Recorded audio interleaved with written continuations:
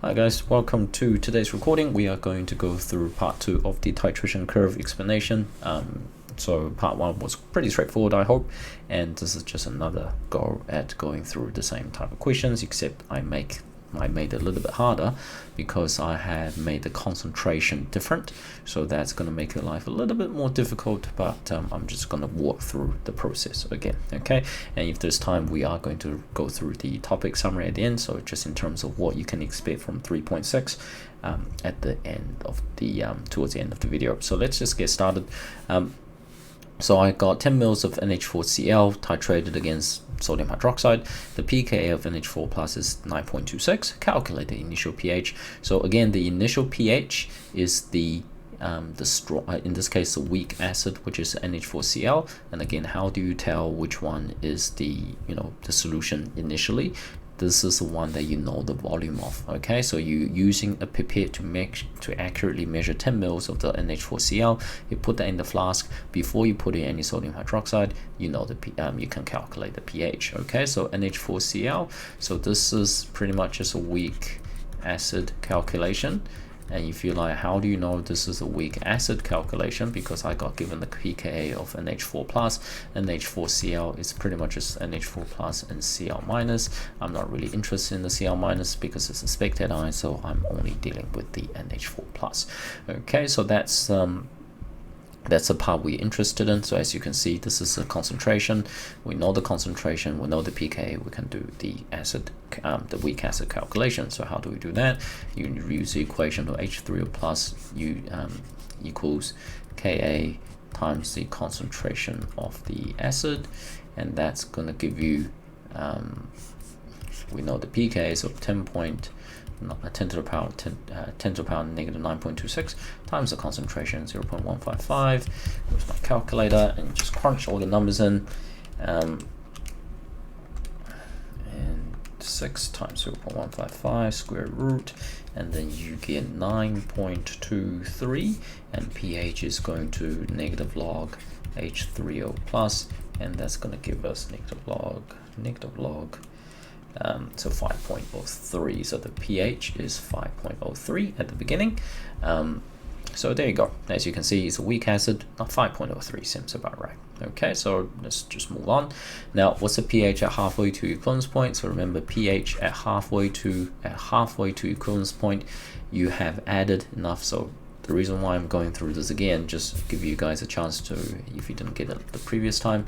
So what is this equation? This reaction is to do with NH4 plus sodium hydroxide, and that's going to turn into NH3 plus H2O plus sodium plus ions, which we don't really care about. So as you can see, what does it mean by halfway to equivalence point? So this is 2x, this is x. You added half the amount of the NH4 plus in the form of sodium hydroxide. So this is before, and this is after they mix together. This is going to turn to x, this is going to turn 0 because it's neutralized, and you are going to make x amounts of NH3. So as you can see, the amount of NH4 plus and NH3 is the same. And then for the buffer pH calculation, we use pH equals pKa plus log base over acid. So as you can see, base over acid is going to be x divided by x, doesn't matter what it is, pKa plus log 1. Log 1 is 0, so pH equals pKa, which is 9.2 something, 26. Okay, that just explains what buffer does. Okay, next part. Explain the pH when 4 mils of sodium hydroxide was added. How do I get rid of that box? I can't get rid of it. Let's just go with it. Okay, all right, what do we do here? So same thing, I'm just going to write that equation down again. NH4 plus sodium hydroxide turning into, so this is a neutralization reaction, and I mentioned before, you don't really care about the things, these two things you don't really care about. So what do we know before? We know the concentration. So before we did anything, we know the concentration of NH4 plus, which is 0.155. We know the volume, which is 10 mils, which is 0.01 liters. So straight away we can figure out this mole, which is going to be 0.01 let's just make sure that I get my decimal places right. So 0.00155 moles. Now for sodium hydroxide, I have the concentration, so I have to go back and check. Where is that? 0.213. Okay, because I just made out these numbers. This is 0.213 moles per liter. I know the volume, which is 4 mils, so 0.004. So the concentration, N equals CV, and that's going to equal to 0.213 times 0.004, and that's going to give us 0.000852. So this is before anything has happened. Now what's going to happen now is that because when you're adding the sodium hydroxide into the solution, they are going to start cancelling out each other. So all of these is going to run out. So as you can see, before and after, I initially have 0.00155 moles. I'm going to use some of it to cancel out the sodium hydroxide. Minus answer, which is going to be 6.98 times 10 to the power -4. Now, if you're someone using a calculator, if you don't know what that means, this is the same thing as 0.000698. And if you're someone sitting here with a calculator, you're seeing it on as 6.98e -04 on your calculator. This just means get the exponential sign, change it to times 10 to the power of. That's what exponential means. Okay, so just make sure you don't get confused with the number. This is going to completely get neutralized, so they're gone. Now what does that turn into? This turned into NH3, so this is going to be 0.000852. Now we have got us, so we know we have a buffer because we have NH4 plus, we have NH3, we know this mole, we know this mole. Now we can just substitute equations in. pH equals pKa plus log base over acid. Remember, we don't give you these equations, I'm pretty sure you have to remember. So pK is 9.64 log. Now determine which one's the base. So the base is one with less H, which is the NH3. So it's just going to be 0.000852 divided by 6.98 times 10 to the power -4. And then the answer is going to be 0.852 divided by answer. And then we log this bad boy, then plus 9.64. So the pH is going to be 9.73. Three significant figures. Okay, so like I mentioned before, this works. I've said 4 mils in this particular question. It could have been 4.2 mils, 4.8 mils, 3.5 mils. It doesn't matter what it is. You just need to be able to write the equation down, figure out the volume, figure out the moles beforehand, take a subtraction, then find out what the leftover moles are, get them, and then figure out what the NH3, well, in this case, what the NH3 mole is, which is exactly the same as the sodium hydroxide. To substitute numbers into the equation, and then you're done. Okay. Now, again, now we move on to equivalence point. Equivalence point is when the mole, in this case, is when the mole of NH4 plus equals the mole of sodium hydroxide. Okay, so that's really important. Halfway means that this number that I just underlined is going to be half of what's on the left hand side. But at equivalence point, why is the pH not 7? Because I'm going to write this equation again. Because NH4 plus, why is it not 7? Because NH4 plus is going to react with sodium hydroxide. They're going to neutralize each other to produce NH3 and Na plus NH2O. Why is it not 7? Because this NH3, so this two will be gone. They completely neutralized. So what does that mean is that the NH3 is produced, and it is a weak base. And it is a weak base. So what does that mean? Is that you will partially dissociate. You will partially dissociate,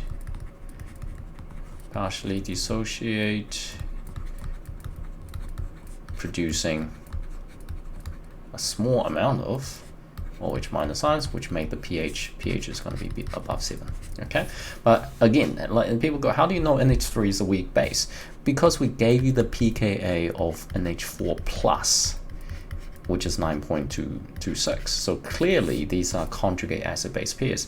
Remember pKa, the A means that whatever is inside the bracket is an acid. That means NH3 must be the base. Okay, so how do we calculate the pH? So same thing again, and I'll actually want to show you guys how to do this properly. So NH4 plus, because we're going to use this number later, because this number is actually quite important.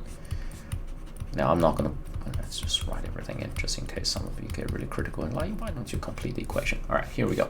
So again, we know what we calculated here, yeah? So let's go back up. So, well, let's just show you everything again, why not? So we know the NH4 plus concentration, which is 0.155 mole per liter. We know the volume, which is 10 moles, which is 0.01. So we know the mole is going to be 0.00155 moles. So remember, at equivalence point, this mole is also going to be 0.00155 moles. Okay. Now we know the concentration. The concentration is 0.2 something, 213. We know the concentration is 0.213, so we can actually calculate the volume. Let's use a different color. We can actually calculate the volume required for this particular equivalence point to be reached, which is 0.0155 divided by 0.213. And you may go, how do you know that? Well, because at equivalence point, these two moles are the same. If the moles are the same, and if I know the concentration, well, sorry, if I know the, oops, I forgot a zero. Just realized you're probably sitting in front of the screen going, he forgot a zero. Yes, I did forget a zero. Okay, so it's 0.00155. And if you know the moles and if you know the volume, you know the concentration, which, if you know the mole, if you know the concentration, you know the volume. So the volume is going to be 7.28 mils. Okay, so remember that. So what does that mean? So when I added 10 mils, this is 10 mils. I had 10 mils of this stuff at the beginning. I added 7.28 mils of the sodium hydroxide to give me equal molars of the sodium hydroxide with the NH4. Okay, so we're going to remember that number. So this is before again, but afterwards, once they have met each other and completely neutralized each other, this is going to be 0, this is going to be 0. The NH4 plus, the NH3 concentration is going to, why do I have NH3 plus here? The NH3 is going to be 0.00155 mole. And if you're someone that watched the first part of the part 1 of the video, then you should understand that this is the mole. We need to find the concentration of NH3 because this is a, let's just get this next part out of the way, because the we need to find this concentration because this is a weak base this is a weak, why do I keep putting that plus sign there? This is the weak base pH calculation. Okay, so what that means is that we need to find the mole divided by the volume. We need this concentration because how do we do the weak base calculation? Here's the equation: the H3O plus equals to the Ka times Kw divided by the concentration of the base. So this thing here, the NH3, is the concentration of the base. And again, we can't use 0.0155 directly because that is the mole. That is the mole amount. We need the concentration. So how do we use the concentration? Is to find the mole, which we did, divided by the total volume. This is how much volume you have. So again, we have 10 mils at the beginning. We added 7.28 mils to get to equivalence point. So yes, at the end, so just imagine this: once you have reached equivalence point, you stop titration, and then if we actually measure the volume, 10 mils of it is going to come from the original stuff, 7.28 is going to come from the base, and that's how much liquid is inside your flask. And you need to use the mole that you already calculated divided by the total volume that is sitting in your beaker. So we're going to use 0.00155 divided by this answer plus 0.01, and that's going to give us 0.0897 moles per liter. Now if you're someone sitting here and if you fairly academic, I want you, and then you would see why this question is a bit harder, because if you go back to the previous section, video part 1, if the concentrations are the same, like say, I'm just going to scroll down a little bit just to find a bit of space. If like say, if I have 10 mils, for example, you have 10 mils of NH4 plus, which is 0.1 mole per liter, and then with 0.1 moles per liter of sodium hydroxide. So if I just change the question a little bit, so can you see the concentrations are the same? And this is when the question becomes the easiest, because how many mils does it require to get to halfway to equivalence point? It's going to be 5 mils. Why is that? Because you can see the concentration are the same. The concentration are the same. So halfway to that is, I had 10 mils. How do I neutralize half of it? You add 5 mils. How do I get to equivalence point? You add 10 mils to get to equivalence point. So what is my final concentration going to be? For my, in this case, for my NH3. For my NH3, the concentration is essentially just going to be whatever this mole is. Well, the concentration will just be 0.05. Why is that? Because you had 0.1 moles per liter, 10 mils, and then you had 10 mils at the beginning, you added 10 mils at the end, so obviously your concentration would have been halved. So you don't even need to do this you don't even need to go through what we went through up here, because that's not really necessary if the concentration are the same. But in this case, the concentration are not the same, so you actually need to know how to do it. So I tend to show everyone the longer way, because you can do any titration curve questions if you know my method. Okay, so just go with it.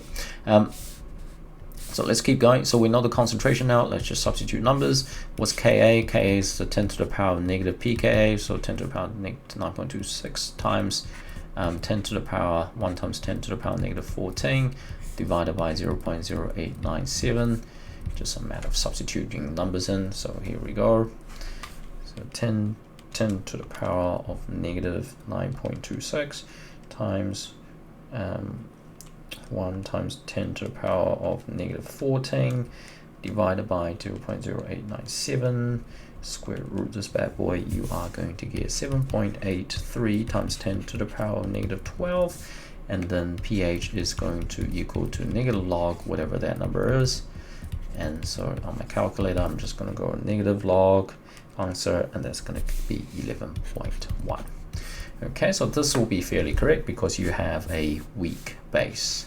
So that goes back and confirm that our pH is going to be above 7 because you have made a weak base in the process of neutralization. Okay, so hopefully that makes sense. I think it's this part that really confuses a lot of people. They go, why do you need to worry about this?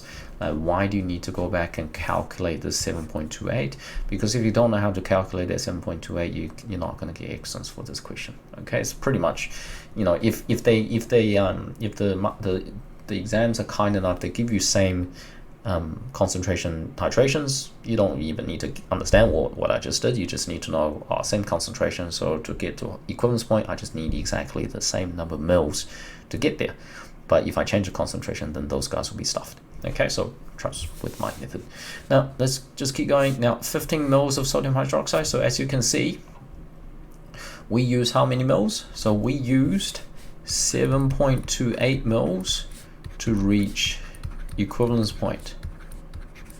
Okay, so that means 15 minus 7.28 is the volume beyond equivalence point. It's kind of like if you're going to war, you send in 30,000 soldiers, 10,000 of them died in battle, and then you have 20,000 left. So it's kind of like how many people have you got left. So volume beyond equivalence point is just how much you have left over. Now the total volume is you had 15 mils at the big, you added 15 mils of sodium hydroxide, you had 10 mils of the NH4Cl at the beginning. That's in the question. So this is your total volume. This is how much stuff that's sitting in your flask right now. 10 from the question right here, 15 from the question right there, and 10 from the very top. Okay, and why are we doing this? Because we need to find, where the hell is the concentration? 0.213. We need to find the OH minus concentration, which is 0.213 moles per liter times by the dilution factor. And if you're wondering where does this come from, this is the concentration of the sodium hydroxide, and this is the dilution that it undergoes. Okay, so this is going to be I'm just going to calculate it and just chuck the answer down. So it's 15 minus 7.28. 7.28 divided by 25, and then times 0.213. So this is going to be 0.0658 moles per liter. So this is your OH minus concentration. So that means POH equals negative log OH minus, which is going to be negative log that number, which is 1.18. So pH equals 14 minus 1.18, which is going to be 12.8. You know, so that seems about right. Okay, so if we were to, let's get rid of this, that's going to heck out of here. So what does that mean? So we can actually plot the titration curve. This is the pH. This is the volume of an AOH added. So at the beginning, before anything was added, the pH was, so this is at the very beginning. What's our initial pH? Sorry for the scrolling up. 5.03. 5.03 is my initial pH.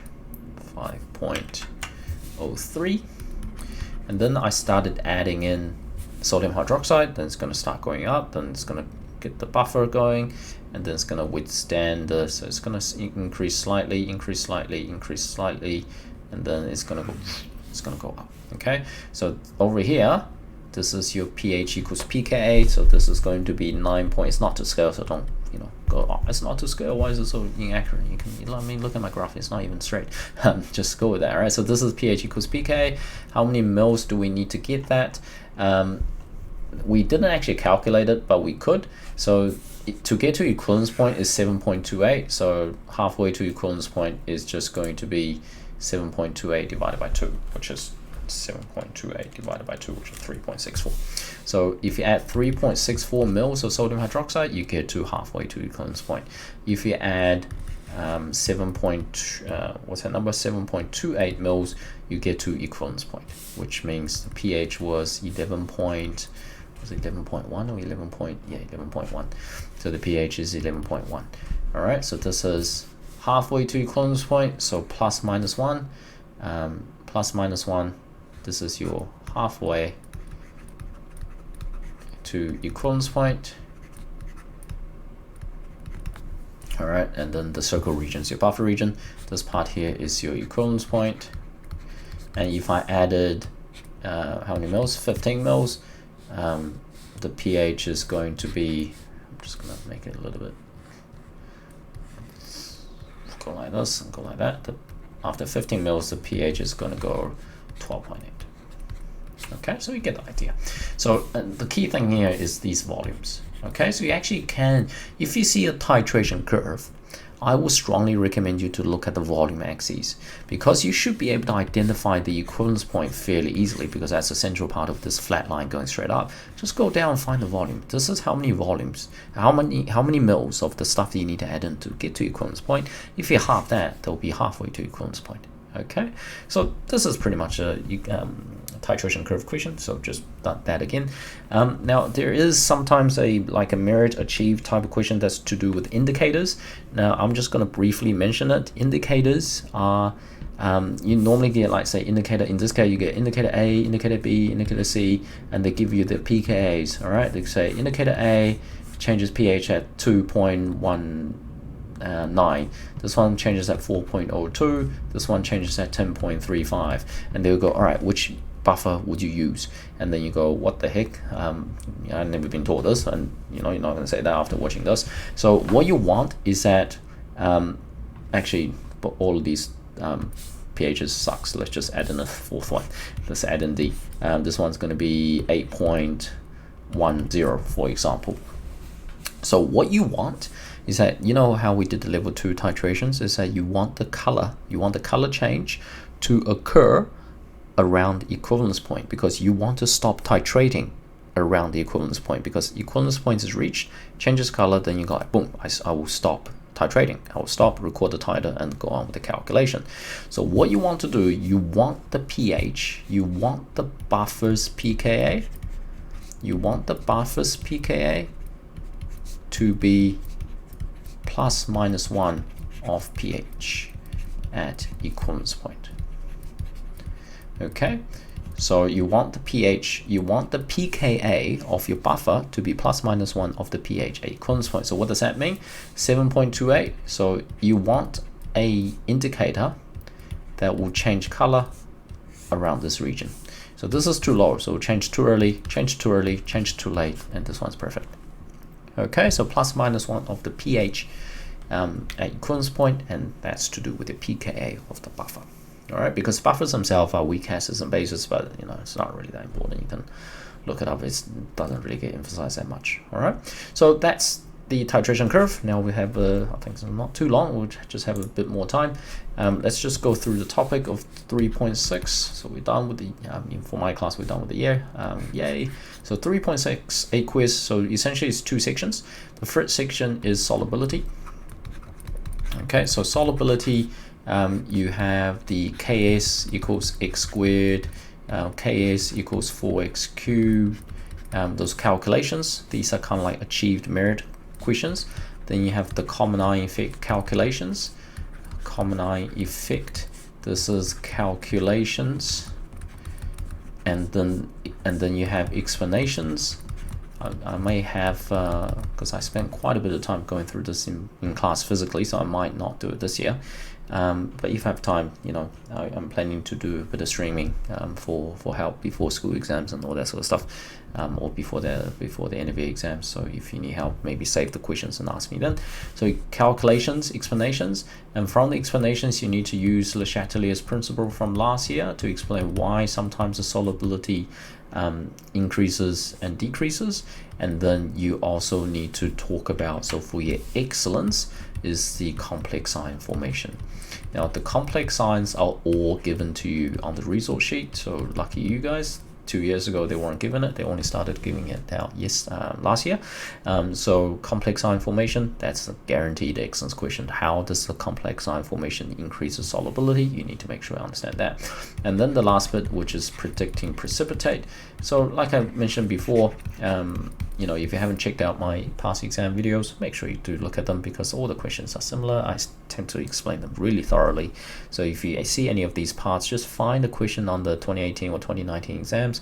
Just go on to my YouTube channel, go onto the playlist, find the year 13 exams, and just scroll down and find it. Hopefully you do find it. If you can't find it, just let me know, leave a comment, and I'll give you a hand or something.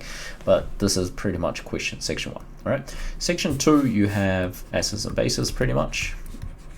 Now sometimes they get you to talk about pH and electrical conductivity, but this is year 12. I mean, they still kind of do talk about it, but this is year 12. If you need help with this, I made a video for my year 12s, so you can go check that out. I'm not going to do it here.